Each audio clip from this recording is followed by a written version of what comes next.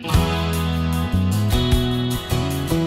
I'm David Pinard. Welcome to the Produce Made Simple Kitchen. We're your go-to resource for everything fruits and veg. Today we're making a very simple French onion soup, and we're going to change it up a little bit by making it a vegetarian option. Alright, to start off I'm going to show you how to cut an onion. So usually what I do is I'll cut off the two ends, then slice down the middle. Makes it a little easier to peel. So what I like to do when I'm cutting is once you cut it in half, it gives you two flat surfaces to put down. For this recipe, you're going to want to cut them thinly into longer slices. You don't really want to dice it because then you're going to have too many bits in it. Now with this recipe, just say to use about 2 cups of onions. Depending on the size of the onions, specifically with ones like these, it'd probably take two full.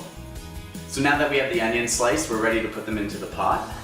We're using a more shallow pot just so we can show you how the ingredients are coming all together. So you can add your butter in there. Now you're going to want to cook this on medium. Because if you cook it too hot, you're probably going to burn the soup.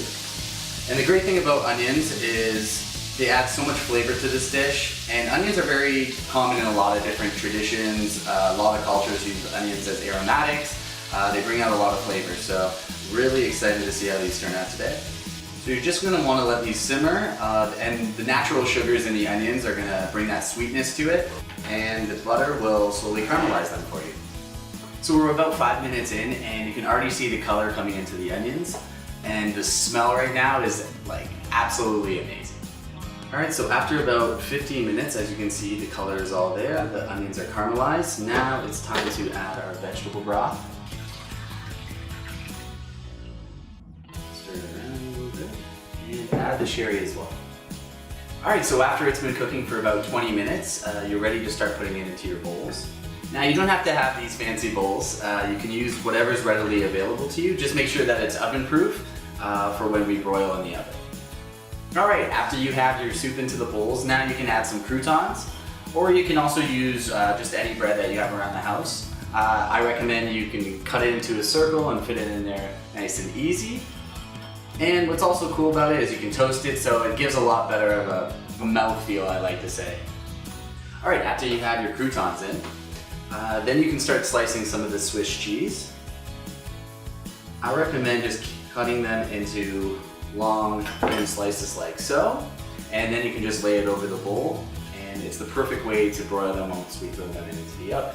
Also, if you don't have a slicer like this that cuts them into these perfect slices for me, you can also just cut them with a knife. Just make sure that the slices are pretty thin.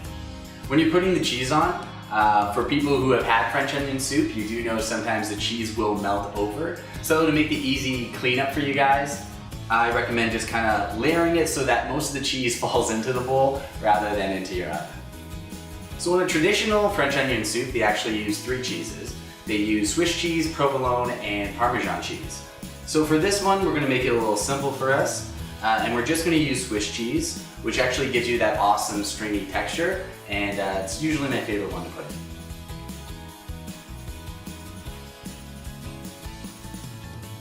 Alrighty, we got these bad boys ready right out of the oven. You can cook them on low for about 5 minutes max, just until the cheese melts. Alright, let's get in here and I'll show you that goodness we are looking for. Oh! It's magical, it's like heaven. Alright, so I've waited long enough for it to cool down, and now I can finally enjoy this.